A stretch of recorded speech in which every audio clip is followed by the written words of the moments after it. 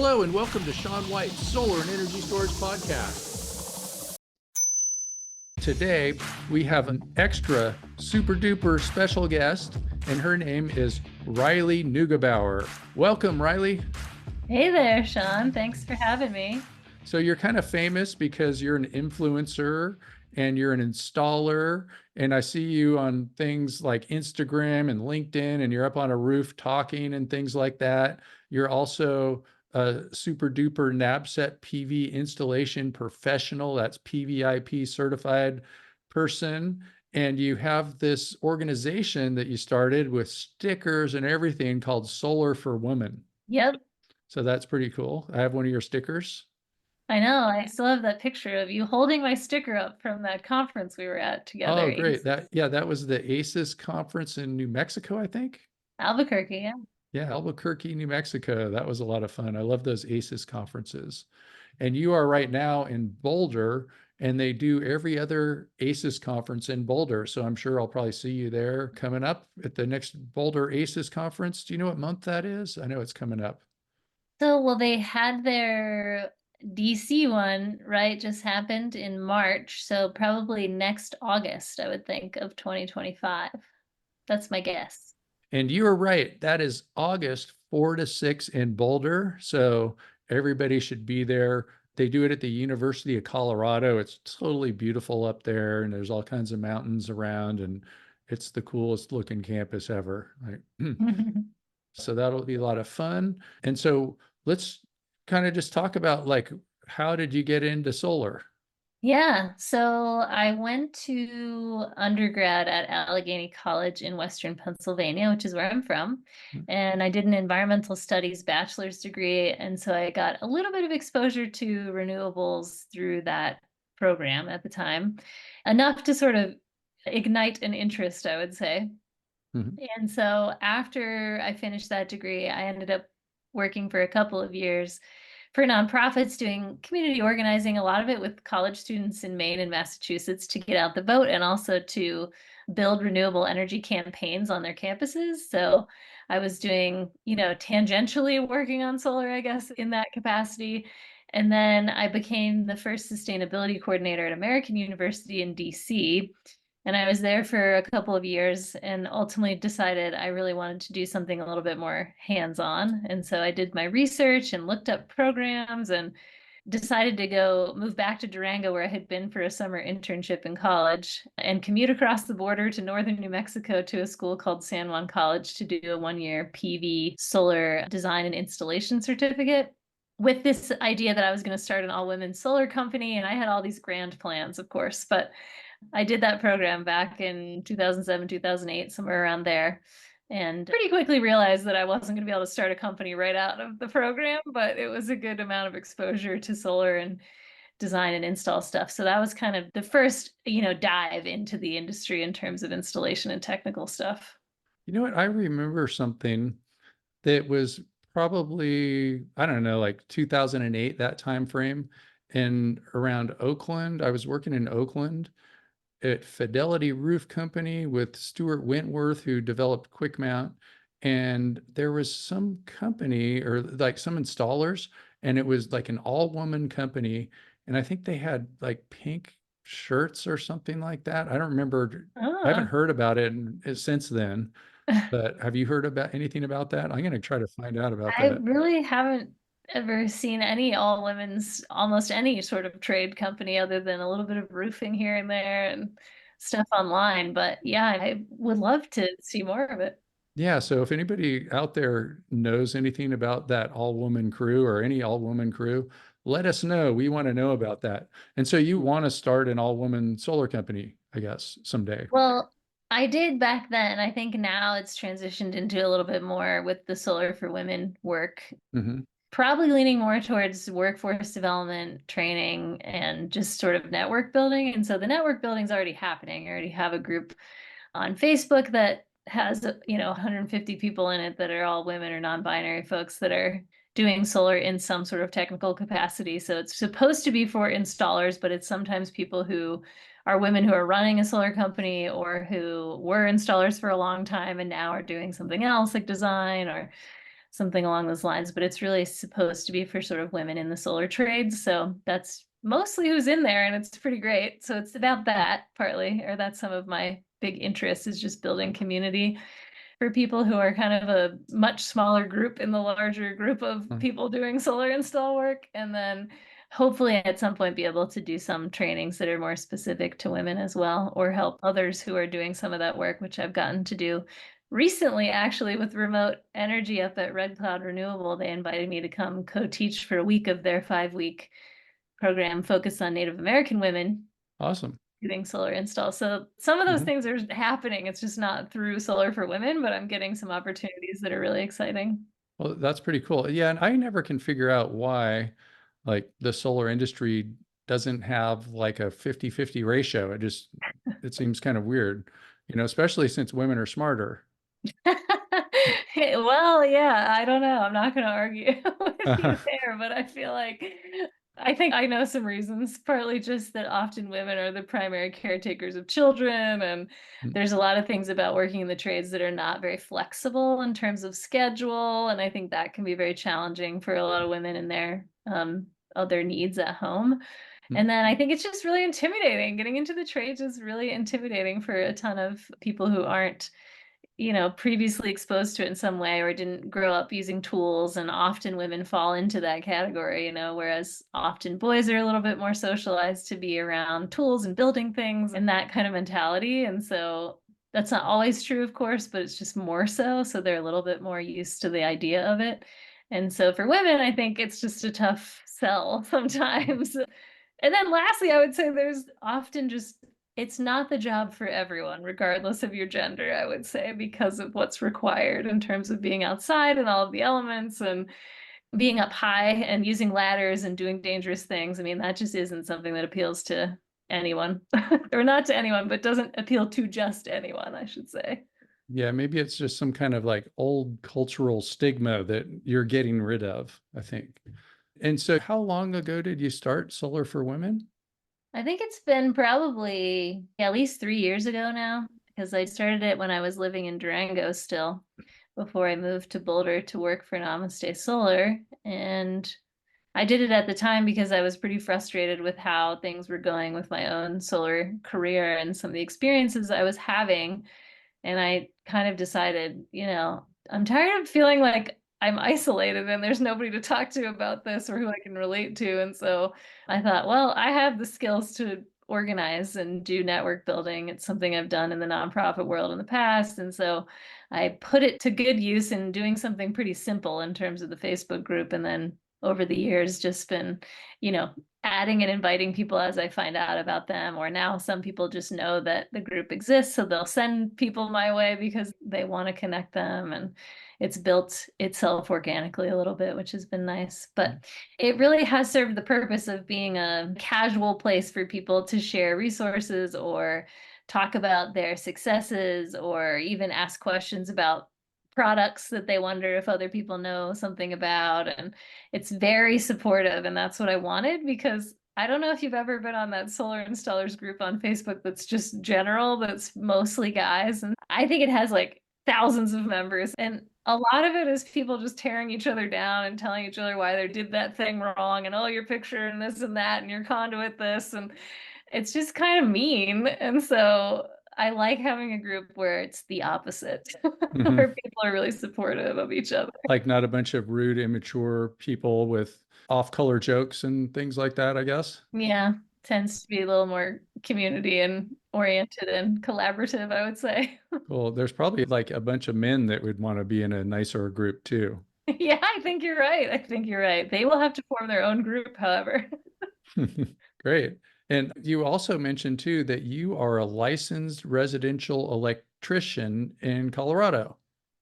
So, Yeah, a big milestone for me this year was getting enough hours to be able to take my what's called the residential wireman's test in Colorado so that I could get that license. And it's kind of the first step of electrical licensure in the state. A lot of states do not have this kind of interim tier before you get to your journey person's license, but Colorado does have it, which is nice. So you can do 4,000 hours of on the job training and then qualified to be able to take the test.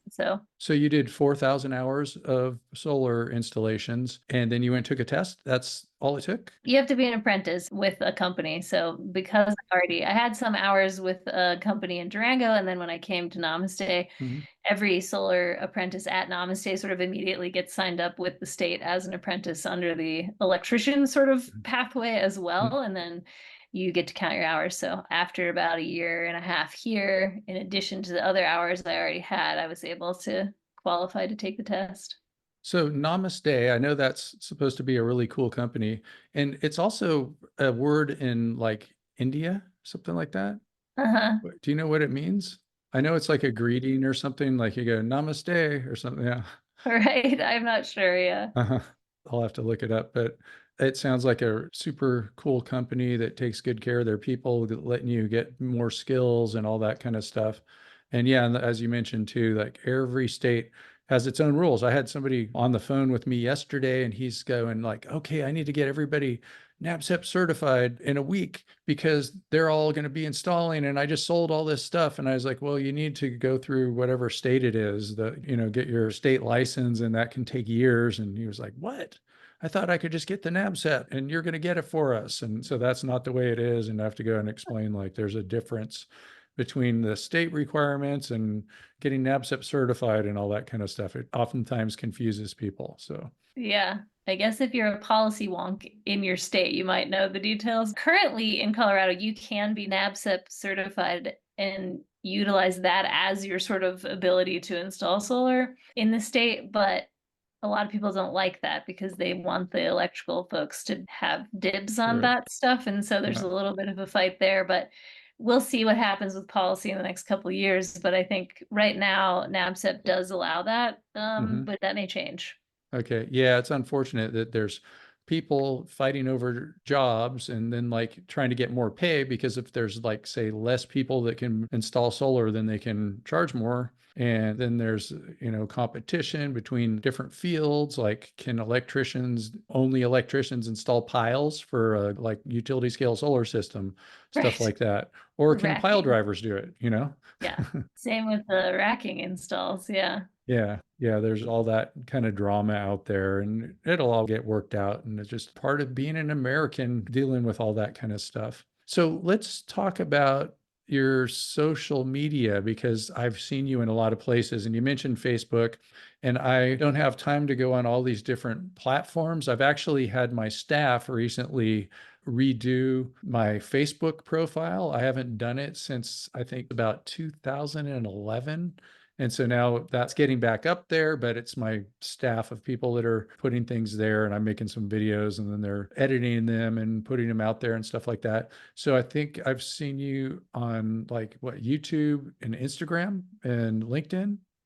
I primarily am on, yeah, Facebook, Instagram, LinkedIn, and TikTok. And then I barely have anything on YouTube because it Mm. just takes a little bit more effort that I haven't put in yet. Uh-huh. Okay. So yeah, it's hard to keep track of all those things. And there's so many of them too. I don't know, a few months ago or something, I had Derek the Solar Boy on and Yeah. he's got a purple beard and he knows a lot about solar and O&M and stuff like that. I think we might even mentioned your name when we were talking. He's awesome. And I learn a lot from watching his uh videos. Yeah, and it's like such a culture with like some of this stuff, and he's talking about different words that I don't even know what they mean, like doxing, and somebody like it sounds like they copyrighted his stuff, and then he didn't have access to the stuff that he made because somebody else copyrighted it, and like there was some kind of battle going on. It sounded really, really interesting. If you're that smart and you're giving really detailed information, I guess you have to be careful. Yeah. He's getting into a lot of really technical stuff and he has like a huge Mhm. following. So I think it's a different game than the one I'm Uh-huh. playing. Yeah, and there's also like taking sides on things. Like I try to be neutral. I think that that's my job as an educator to be Hmm. neutral on all this stuff. And so some of the things like what type of rapid shutdown? Is it module level or is it a lot of these new UL 3741 systems? And he's really hardcore for UL 37.1. In fact, he bought UL3741.com and he doesn't like the microelectronics and all that kind of stuff. And there's lots of reasons to like them and lots of reasons to not like them. So I try to just kind of remain neutral. And then there's also controversy too among like, how do you flash something? And so at first people were just like putting a little bit of caulking under an L foot. That was the way, the 20-year ago and earlier way. And then they came up with like, people started flashing, especially when my friend Stuart came up with quick mount, and then everybody kind of copied that too. And then lately they've been using butyl. There's a lot of these like butyl systems where it's sort of like this black sticky stuff, and you pull it off the back. It's sort of like pulling Yeah. off of a sticker. You stick it down and you put your bolt in there. Yeah. And so there's some differences of opinion there. And I'm just trying to stay neutral and give the benefits and the drawbacks to each side, even though personally, of course, I have an opinion that's secret. What did you do today? Were you doing any of those types of systems? Actually, today we wrapped up one job that was a Tesla Powerwall 3 job that was on a shingle roof. And there we do primarily grid tied now with battery backup, sometimes on asphalt comp shingle roofs. And for those, we're typically using Iron Ridge hugs, they're called, which is their new kind of butyl based flashless. I think flashless is not what they call it, but that's what I would call it. Uh-huh. Yeah, like I was talking to, I have Johan, do you know Johan Elfson? He works for K2, and we did a podcast also. And so he was talking about that, and they call it flashing still. Like they still call it flashing. Micro flashing or something, I think. Yeah, something like that. And I was also talking to my friend from Iron Ridge, Spencer Wright, who I'm going to ask to be on the podcast too. And he was, he's going around training people on this stuff all the time. And I've got some friends too that work at Quick Screws, and they've been doing some kind of, that type of system too. I'm not sure if it's butyl, but it's another, micro flashing or whatever you call it. Yeah, I mean, we were mostly doing the flash feet from Iron Ridge in the past. And I will say that these micro flashings, or whatever the correct terminology is, are far easier to install. I mean, it does Mm-hmm. save companies a lot of time and labor. And I think it's pretty important for our joints also. Like Mm-hmm. sitting there with a pry bar all day trying to pry shingles on roofs that are really Uh-huh. tough to pry and stuff can be really tough on people's bodies. So I think there's multiple benefits to possibly moving away from that. But I guess we're not going to know for a few years what the, if any, the consequences are in terms of like, is it causing more leaks? Is it the same? Is it, what's the reality of that? It's probably going to be hard to know right away. Yeah, there's benefits and drawbacks to everything. So of course, like with the regular type of flashing, when you're putting a piece of metal up there, it's overlapping, and so that's pretty good. But then when you're up there with the pry bar, maybe you're damaging the roof with the pry bar. Yeah, and like you said, only time will tell. Uh, Exactly. and so that's oftentimes too what happens at a company. They just like, you do the same thing. Like you're probably not switching off job to job going like, let's use a different rack. You get really good at Right. one thing. You do it the best. Yeah. Yeah, yeah. Uh, I mean, it's nice to switch it up in terms of shingle versus something else. We rarely do tile roofs. I think I've done one concrete tile roof that had its special kind of flashing, and then I've done a lot of Iron Ridge on shingles. And then our second job that we went to today when we finished the other one was metal. So we were using S5 clamps there. And then we've also used some yeah, I think I interesting, saw you on a like, video with the S5 clamps recently. Yeah. yeah, yeah. But we've done, I don't know if you've heard of these DaVinci shingles, but that was a strange product I had never heard of. DaVinci. Oh, They're like plastic. It's like this thick plastic roofing that looks kind of like slate tile or something. So it looks oh. pretty nice and it's super durable, but kind of weird to work on in terms of Mm-hmm. trying to find the right solar flashing and stuff. I think we were using a quick mount product or something on that. But yeah, there's sort of a variety out there depending on the roof for sure. Yeah, that's pretty crazy. So you also said that you just did a Powerwall 3, and I guess you've probably done lots of Powerwall 2s and things like that. Do you have a favorite with the Powerwall 2 versus 3? I actually never did a Powerwall 2 because Namaste actually, they weren't sort of totally sold on batteries for a while there because of the way the incentives were working from the utilities and et cetera, et cetera. And so we were sticking to Enphase pretty much entirely for a while there while I started. And then it's just in the last couple months that we've transitioned into using the Powerwall 3s, partly because Excel, which is a big utility up here in the Front Range, has like a battery program, and it's just making the financial piece make a bit more sense, I think, for customers. So yeah, it's pretty new to me, so I don't have a lot of comparison. But in terms of what I've heard from other people who've been at the company long enough when they were doing some of the old Powerwalls, everyone says these are just easier to install, and the commissioning process is a lot better now. And Yeah, so with the Powerwall 3, they have an inverter and a battery and an input for PV. And so it's like you don't have to go install PV with a different inverter or anything like that. And yeah, so some people would call that a hybrid inverter that has the battery inside of it. that sounds right. Yeah. You can do AC coupling or DC coupling with these PW3s, but we've pretty much just been doing, yeah, like the solar Okay. direct to the battery. So like if you didn't plug solar into it, then it would be sort of like a Powerwall 2. Yeah. If you could do AC coupling with it. And so when you put your DC circuits into that, I guess you're using the MCIs, the mid circuit interrupters. Mhm. And how does that go? Like, are you putting one every so many modules? Every 3 mods, I think, is what we are Mhm. doing, or how the designers are doing it. And do you have to have one at the end, or could I, like, say you had 9 modules, can you go 3 and then put one and then 3 and another one? Is that like, so with 9 modules, you would need 2 of them? I think you have to put one at one end or the other. Oh, at one end or the So it'd other, so probably have you to be can. three. Okay, yep. So you could shut it off. So you need 3 of them. So it'd be just pretty much a ratio of 3 to 1.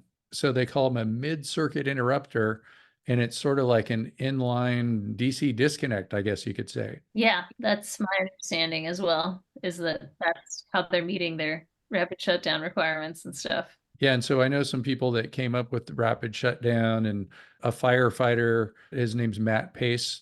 And one time he was telling me how that's kind of what UL 3741 was intended for, was to have being able to go up to 3 and then shut it off every 3 modules. So it would be like 3 module level shutdown, and that they tested a wet firefighter, something like that, the resistance of a wet firefighter. And I was wondering who volunteered for that job. It wasn't you, I guess.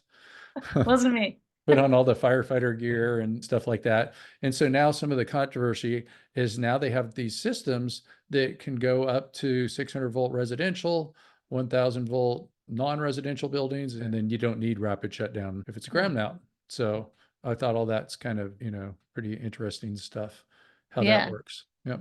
I mean, it does feel, in terms of being used to using Solar Edge previously and then Enphase and now this, it does feel more scary a little bit as an installer in terms of the safety side of it. But that's just partly like getting so used to micro inverters and or optimizers compared to string inverters. Like hardly most of the people who've started in the solar industry in the last couple of years haven't really dealt with string inverters.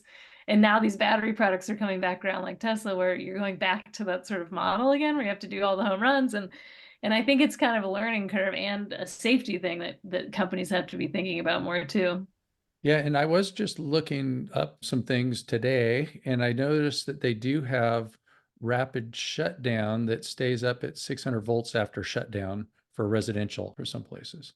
So this is called the air flush mount, and that goes up to 600 volts after shutdown. It's a UL 3741 thing, and it says outside the array boundary, 30 volts in 30 seconds. That's for everything. But inside the array boundary, 600 volts residential, 1000 volts commercial. This is made for like a sloped asphalt type of roof. And I mean, I suppose if you had a huge roof, you could get to 600 volts on one string, but it just seems like, at least on the roofs we're doing, it's hard to even make a string that big, probably. oh, yeah, because the PV modules are getting bigger. How big and heavy are the modules that you're using right now?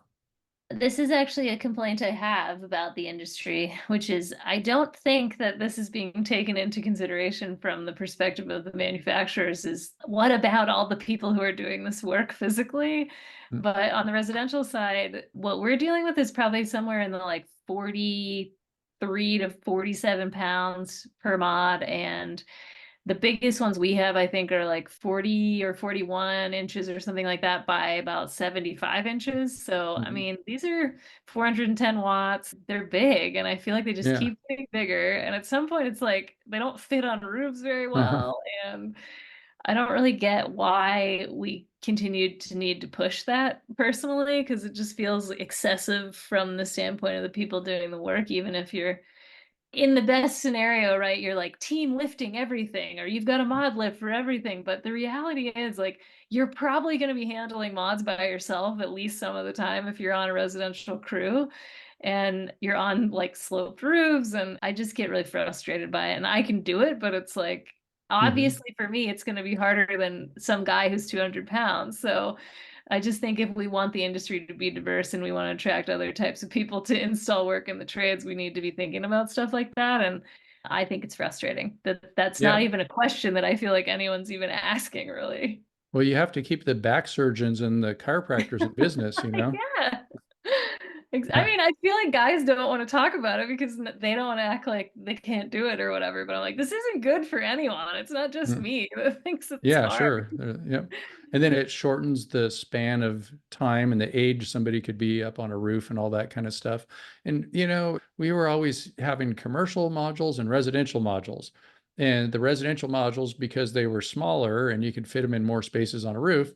So now there's a lot of places where you can't fit stuff because the modules are getting so big that maybe they should make an option where you can have smaller ones that Yeah. you can fit in all these places. Sort of like probably we're getting to that point where if we go back 10 years, the ones that used to be commercial modules are the same size as what today are residential modules. It might Right. even be more than that. Yeah, I don't So, think they're that different, honestly. But I feel like the 350s were kind of that range when mods were like mm, 275 to mm, 350 watts, where that felt like the right size in terms mm. of residential installation. But I'm not talking wattage, I'm talking just like physically the Yeah. ability Mhm. to move them around was a lot easier for basically everyone. And so I understand some of the capitalism behind this, of course, but I also feel like, shouldn't we be thinking about this more broadly and find a way to do it that works for designers and everybody too? So I just hope at some point we stop the craziness with it has to get bigger every year or every 2 years or whatever. Yeah, when I first saw these modules getting bigger and there'd be like 500-watt module and then you see all these people that don't really understand it and they think that, oh, they're getting more efficient. They're like they used to be 30 watts and now they're like 700. They're just getting more efficient. It's like, no, they're getting bigger, they're getting huge. They're getting to have these big cells. And so, yeah, they take up more space. Yeah. I would like to get in a room with manufacturers to have this conversation. And I thought about it because NREL's in Golden here in Colorado. It's not that far away. And they have some kind of annual gathering where people talk about sort of the solar technology itself and the panels and the cells. And I remember writing to one of them last year when I saw something about this event to be like, what if I came and talked about how we really need to stop making these modules so freaking big? And the guy was like, you could do a poster or something. And I'm like, I know, I have to like take off work. And I don't know, it just like didn't really make sense. But You know what? You're a community organizer. And I was going to tell you too that I kind of started off as a community organizer for solar too. My friend I wrote am a law called community choice aggregation, and nice. I was holding up protest signs. That was like the first thing I did in the solar industry is we were out in San Francisco making signs and holding them up and all that kind of stuff. So let's go out there and the next time they're doing something, we'll get out in front of NREL and we'll start picketing. That's We'll right. tell all those like scientists that they're being insensitive to Uh-huh. the health and well-being of rooftop residential solar installers. It's like I can understand bigger ones when it's on the ground or something like that, but when you're moving around a roof and you're like, you got to be really agile like a mountain goat up there, and it's harder to get two people in one spot and you're walking over rails and all that kind of stuff. It's like it's somebody's going to die, you know? It's a problem. It really is Yeah. a problem. Not only that, you're going to lose more mods off the roof because stuff happens and they slide or whatever. Because hopefully, if something happens, you let go rather than go with it. But, I do think it's a recipe for a problem in the future if it hasn't already happened. But I think more so just come on, like what is there a cap? Are we gonna say like, well, rooftop mods really should be under 50 pounds? It's like 50 pounds is too heavy. They need to be less than that. So I'm just curious if that is in anyone's like design parameters, or if the design parameter is only like make it bigger, make it have more watts, because then we sell more and that's all that we care about. I don't know. Yeah, I'm also thinking too, like what would be another benefit of a large residential module is when you have module level shutdown, then Mhm. you have less microinverters, something like Yeah. that. So maybe that was an incentive to, for the residential industry to go larger. So Mhm. you need less electronics, something like that. Yeah. Yeah. I mean, one thing I've seen a manufacturer send out that came to Namaste at least, and I'm sure other companies, was one that was asking more about, we're thinking about these sizes of mods. Like, should it be wider? Should it be longer? There's nothing about Mhm. like, Mhm. smaller. It was all like, which way should it get bigger? Because if it gets bigger this way, will it not fit in your van anymore? Because that's a problem. I'm just like, it's funny that they think about that, but they don't think about like, will this Uh, injure people? uh-huh. I'm thinking like if they're going to get bigger, they should be long and narrow because then less rail, maybe. Oh yeah. But at some point, it's like roofs are only so tall a lot of the time, so then you can't fit two rows. So now you fit one big row, but then you have like, it's just like an awkward. Then you do more landscape. I don't know, but Mhm. We interrupt you for a very important announcement. Sean White's Solar and Energy Storage Podcast has been brought to you by Sean White's Solar and Energy Storage Podcast. That's right, Sean White is sponsoring his own podcast, and he wants to remind you to go check out some of his classes. You can go to SolarSean, that's solar, SEAN.com, and then click on the links to check out his classes. You can check out his heat spring classes, and you can also hire him to teach classes for you, like at your company, something like that. Now back to the show. So one time I had a vision that's kind of the opposite of which way we're going, that maybe someday, 100 years in the future, what'll happen is they build a house and then some kind of giant solar thing gets manufactured and it's a full-on roof and it hmm. gets helicoptered in and it'll last for like hundreds of years and make electricity. And so you don't have to worry about waterproofing. I guess the only problem is then I was like, well, then what happens if somebody hits it with a golf ball? Like, I guess they would have to have like super strong glass, or maybe there'd be some kind of like windshield repair kit type of thing for that. I don't know. Yeah, yeah. I know Uh, it is an interesting idea. It doesn't uh, seem to me that the solar tile stuff is really that great of a product at this point from what I've heard. I haven't installed it, but I like the concept of, yeah, can we just make a whole surface produce electricity without having to go through all these other steps? It'd be more simple for sure. Yeah, and so one of the drawbacks of the solar tiles is they're smaller, so they have to make all these connections. So what if it was just one giant Yeah. roof? Does it have to stay under 600 volts per roof plane? Oh, well, I mean, it's just one roof. So I don't know, like 100 years from now, they'll probably have all different rules and stuff like that. I'll have to Sure. think about that. But 600 volt, how would a big giant solar module be? I mean, I guess you could wire that thing inside of that roof however you wanted, like Yeah, that's true. I mean, I imagine too, like 100 years from now, it'll be like electronics will be totally different and things will be all invented by like quantum AI, just like my computer. And and they'll be figuring all that stuff out, and some big machine will make it and there won't be any human input. And then some kind of swarm of drones will come up and pick it up and Yeah.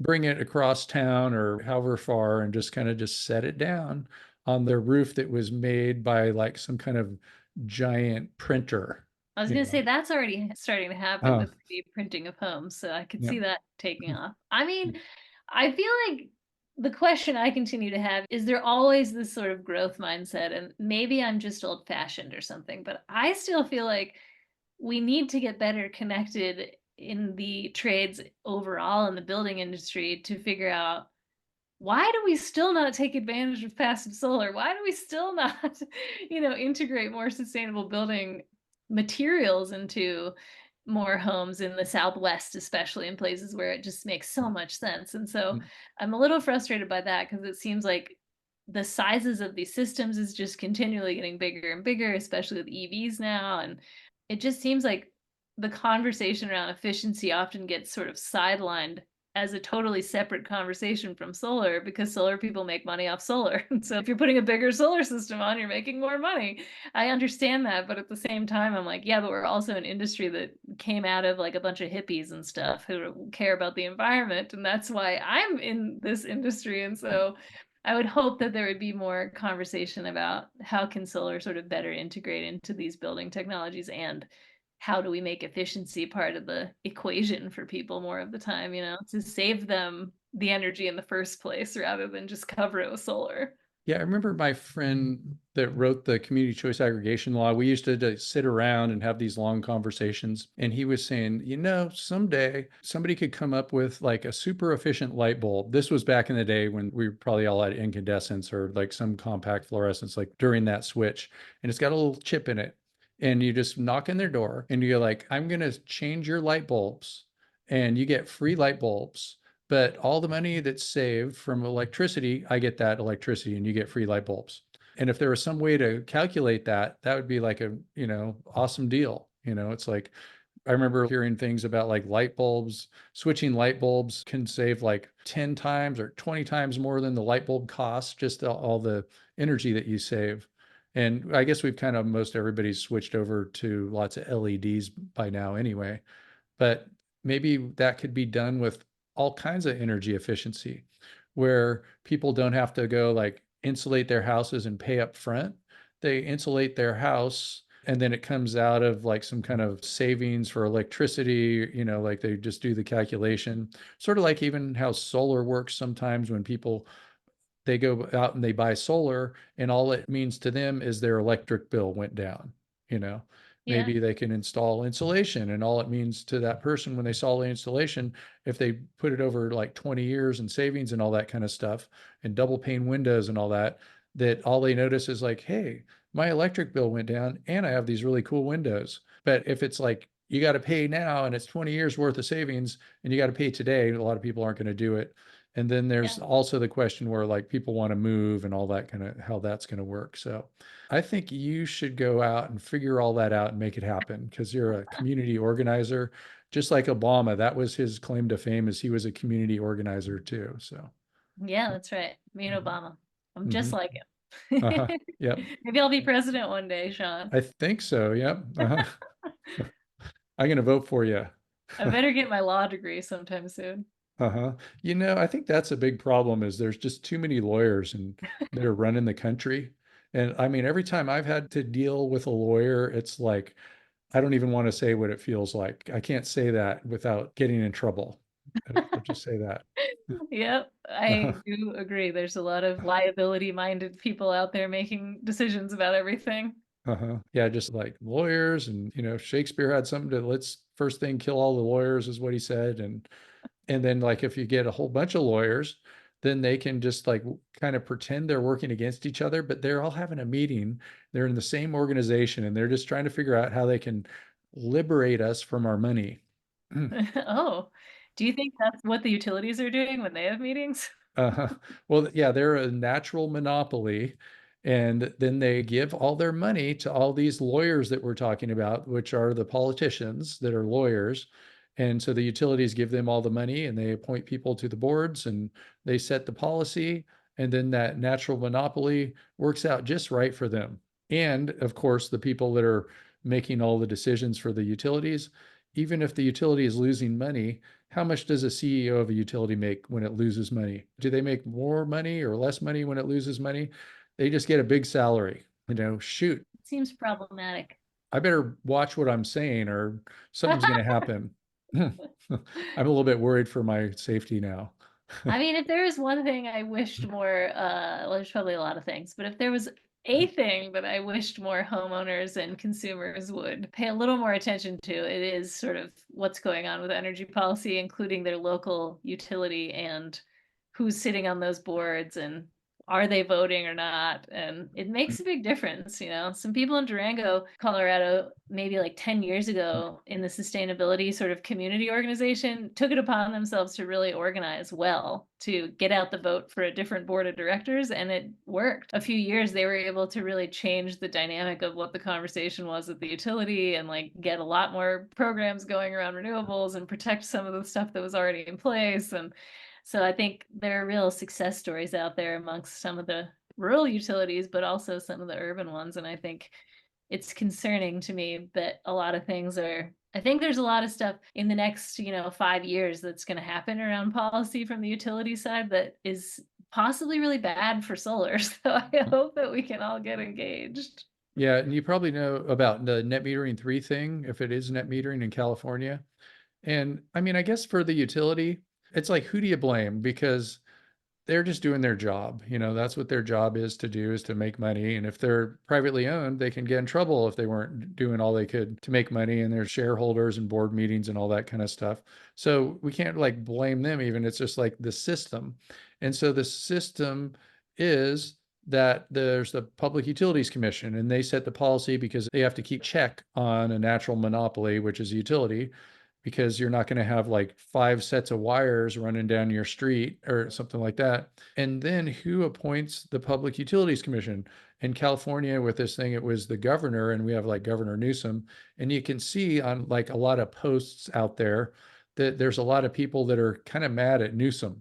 And it's because he pointed that board. But then you have to also think about that, like, would he have got elected if he didn't get the money from the utilities? And so it's that whole system.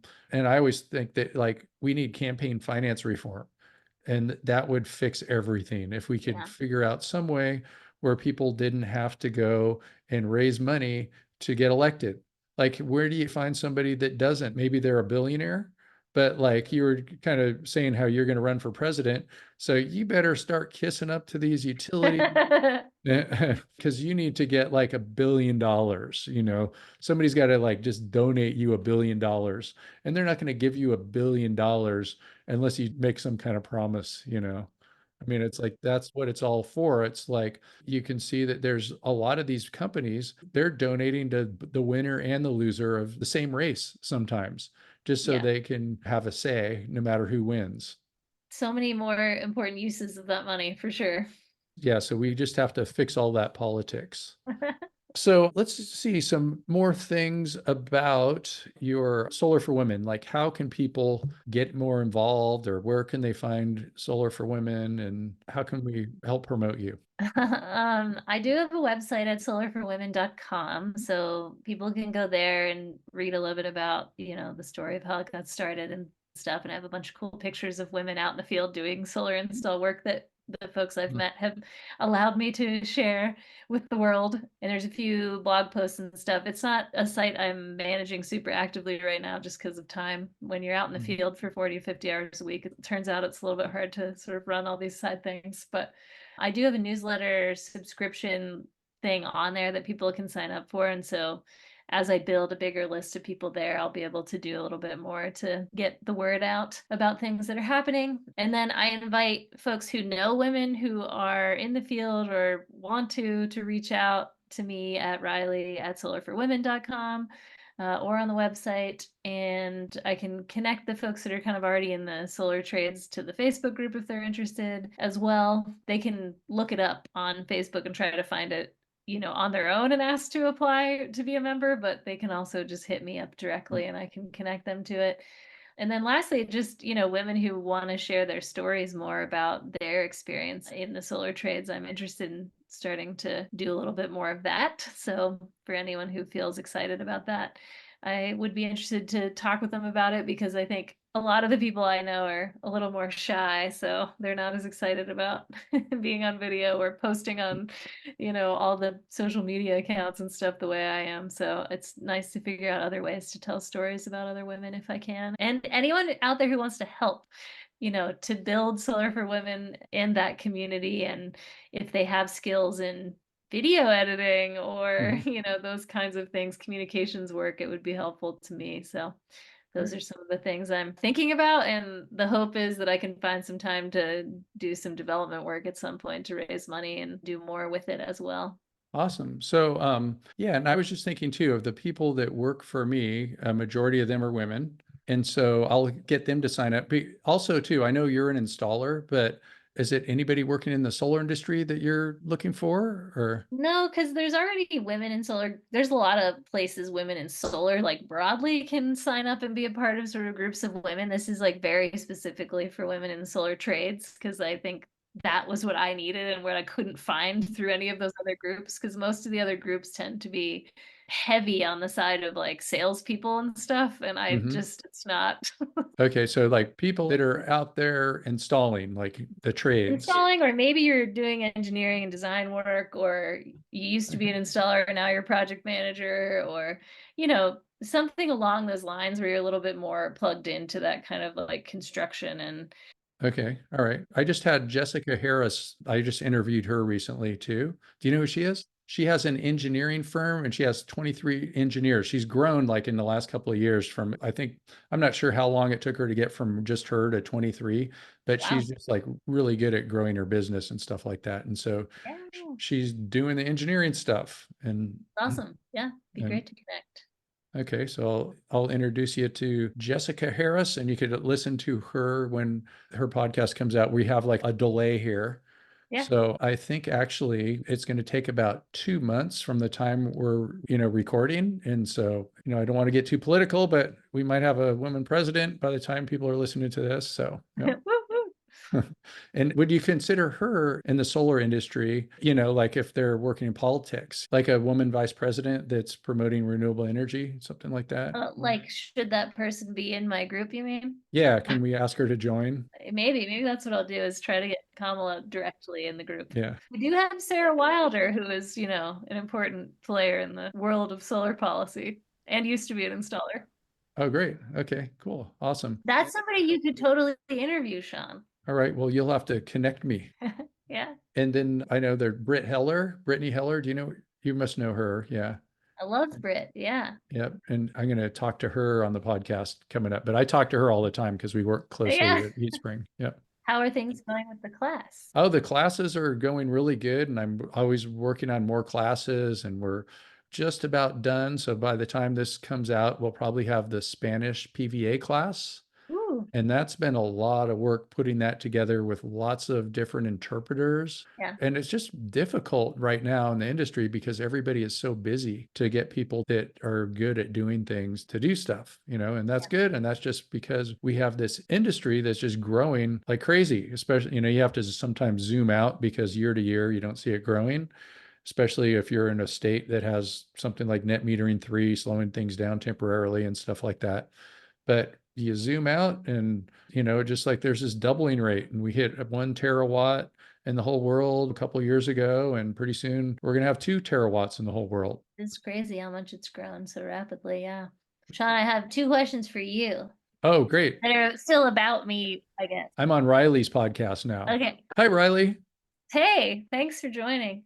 It's more like you put on your life coaching hat. So if I were to want to get into developing courses for women, you know, what would your advice be, since you've done so much of that work already? And do you think it's worthwhile to develop new content, or do you think it's not because there's so much out there? First question. Second question is, you know me a little bit and you're following me on social media and things, but if you could see me doing something that you think I'd be well suited for in the next, 5 to 10 years, what do you think it would be? Well, let's see. So for the first question is like about the training and all that kind of stuff. And so I'd love to work with you on something.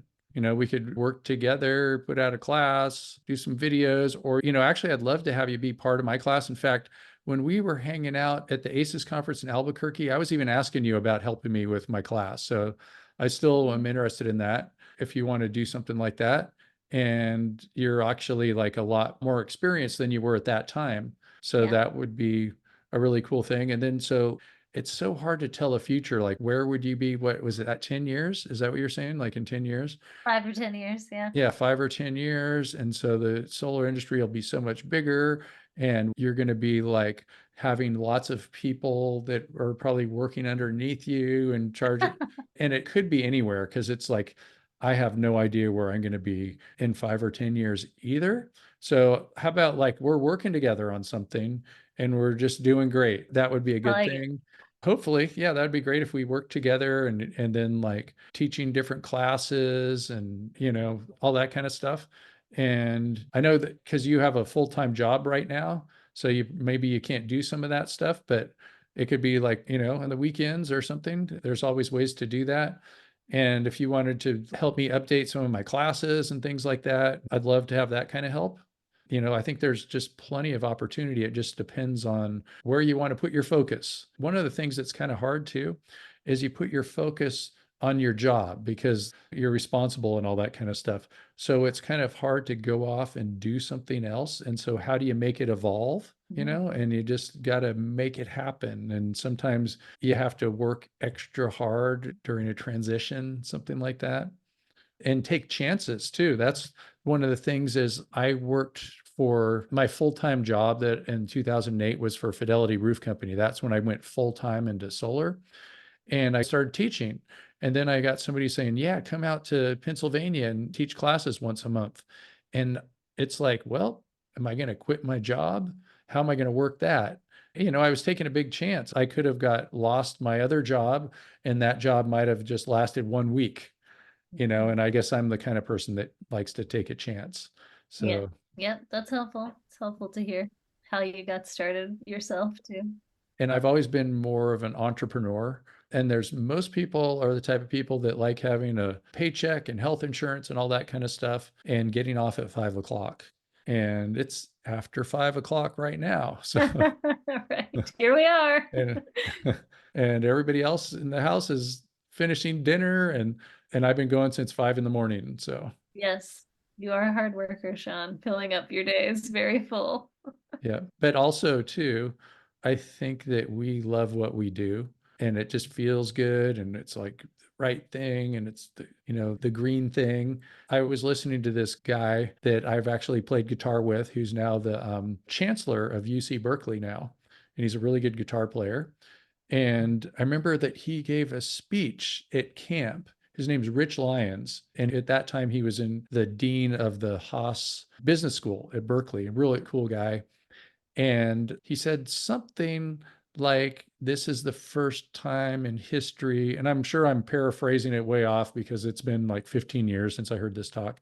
This is the first time in history where doing the thing that's like the right thing is also doing the thing that makes you the most money or something. It's like we're seeing like all these renewable energy companies are taking off and our jobs are taking off. And before, if you go back 100 years, it would be like you're doing like the coal industry or something to make the most money, or doing things, or they're like, killing people and making weapons and all that kind of stuff. And now it's turning out to be like doing the right thing is doing the thing that makes you the most money. So it's the green thing makes you the green. Excellent. That would be helpful as I become, an older person. Yeah, I guess there is sort of like a lifespan of being on the roof, which also has the best views, by the way.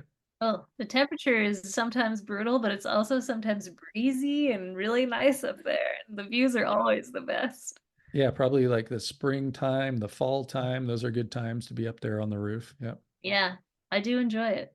But then sometimes being in Colorado, I guess sometimes you're probably like shoveling snow off the roof. Yeah, Boulder's been okay, but yeah, there's been a fair amount of shoveling and then waiting for that last layer of ice to melt off before you can do the rest of your job. Yeah, and then you get the times that are too hot and all that kind of stuff. But, Yeah, at least for the cold times, I know when I lived in Alaska, they just said it's never too cold. You just have the wrong clothes. right. I think the Minnesota people say that too. Yeah, probably the Siberians and the Yeah, yeah. Mongolians. I remember I went to Mongolia in the winter solstice and it was like 40 below. And I show up with this big old Carhartt jacket. And the guy's like, that's not going to do it. And he takes me over to the store Like and, it's and not enough.